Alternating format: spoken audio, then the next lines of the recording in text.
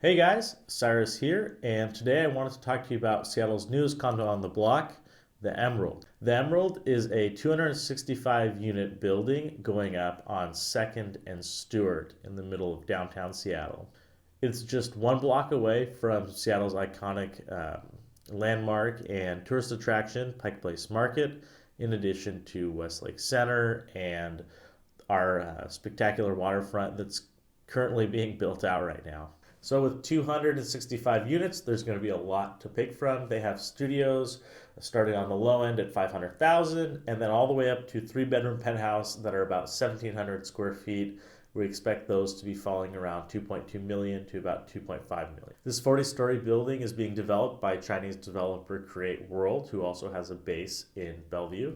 So as far as pricing goes, it's roughly around 1,000 price per square foot, a little more, all the way up to about 1,500, 1,600 price per square foot for the penthouse. These are prices that are only really found in new construction luxury buildings in Seattle. In most buildings in Seattle, we're not seeing quite that threshold for price per square foot. It will certainly start setting records once it starts to close. Price per square foot in Seattle tends to be around 900 to 1,100 for your kind of standard new well put together building like Insignia and Luma and Gridiron and Coda. So in a 40-story building like this, there's going to be a lot of amenities, and I'm going to take you through them one by one.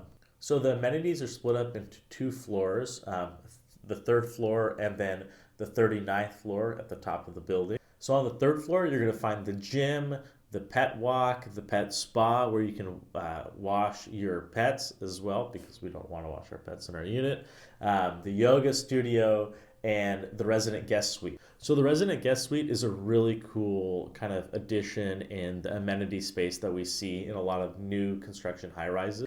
A resident guest suite is essentially where, say you lived in a studio and you had family visiting from out of town and you don't have room to fit your mom, dad, and brother into your studio, right? So rather than your family paying $300 a night, for example, at the Westin, just a few blocks away, you could have them stay at the residence guest suite in the Emerald in your building for a much lower cost. Typically, we see about $80 to $120 a night. So not only is it cheaper for your guests staying over, but also one of the benefits is they're staying in your building and you don't have to worry about coordinating, obviously, when they're going to get home and whatnot. So my one critique on the third floor amenities is that there's an outdoor terrace. And if you've ever been on 2nd and Stewart in Seattle, you know how busy it is. It's one of the most major thoroughfares in the city, and having an outdoor terrace, in my opinion, really just doesn't make sense. It's not going to be your quiet, quaint, location where you can sit and relax. You're going to have buses, planes going over. You're going to have ambulances, police cars, all of that kind of stuff. And that is the one feature that I really don't think made much sense. Aside from that, having the yoga studio, having the residence suite and the pet walk and the pet spa along with the gym on that floor makes sense. So let's go up to the 39th floor where you have the rest of the amenities. So the 39th floor is all about views, and it's a mixture of indoor entertainment space and outdoor entertainment space. The crown jewel of the Emerald is the Olympic Room, which faced directly west and has this spectacular western-facing unobstructed view of the Puget Sound. It is really nice to see that the top floor is dedicated to a community space for every resident in the building. Sometimes it's kind of discouraging to see, really nice buildings that are, very tall, like Escala, for example, where the top floor is dedicated to, another penthouse, and that view is only allowed to be enjoyed by, one or two parties as opposed to everyone in the building. One of the defining features of Emerald is the fact that anything above the 17th floor facing the west, facing the water, is going to have unobstructed views. This has to do with the fact that the zoning changes immediately to the west because we're getting towards Pike Place Market and their waterfront. Anything on that side of Emerald has to be built substantially lower. So when you get above that 17th floor facing west, you have these views that will essentially never change. And in a city like Seattle that has so much construction going on, a view that will never change has an exceptional value and is really priceless. So let's look at some units.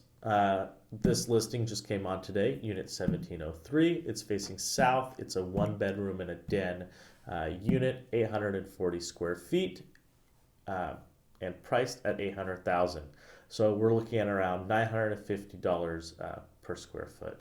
So this leads me to my next kind of downside to the Emerald to some extent, which is the fact that there are only 63 parking spots for the entire building of 260 units. That is not a lot of parking for a building of this size. And this stems partially from the fact that Seattle is really kind of pushing for, alternative modes of transportation, particularly biking, taking the bus, and of course the new light rail that's being expanded all around Seattle and the Puget Sound. So when I say $800,000 for a 1-bed and a den, roughly 850 square feet for $800,000, that is not including the additional price for parking. Funny enough, the Emerald, the sales team seemed to kind of let the market figure it out, and they got their response. Originally, parking spots were being offered for $100,000 each. It dropped to 75, and now they're at 60. So if you were to get this 1-bed, 1-bath with parking, you'd be looking at $860,000. That gives us roughly $1,025 price per square foot, which is very much in line for the most part of where we're seeing new construction condominiums being priced at. While it is on the higher end of the spectrum price per square foot wise, you were buying a year in advance, in addition to a brand new building, of course. And while the Seattle condo market has hit kind of a plateau due to the influx of inventory, I do see this particular area of downtown, which is the heart of Seattle, to continue to rise over the long run.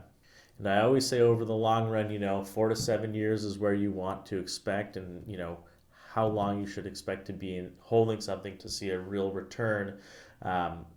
When we're in this location in downtown, I think there is immense value in that. I mean, we're really at the heart of downtown Seattle, and as more and more buildings get built, an unobstructed view that will really ultimately never go away will continue to get even more and more valuable as time goes on.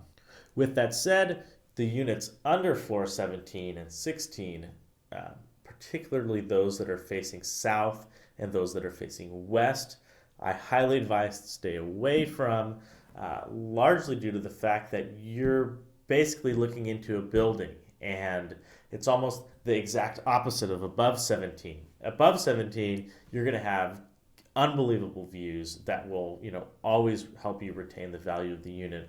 On the flip side, you have these units that are basically facing a wall slash, office buildings, and I would not advise anyone to really pursue those, largely due to the fact that, you're paying a premium now to buy in the future or to close in the future, but the view is just going to be very undesirable. Maybe if you were buying it as a rental and you were planning to hold it for a very, very long time and just cash flow off of it.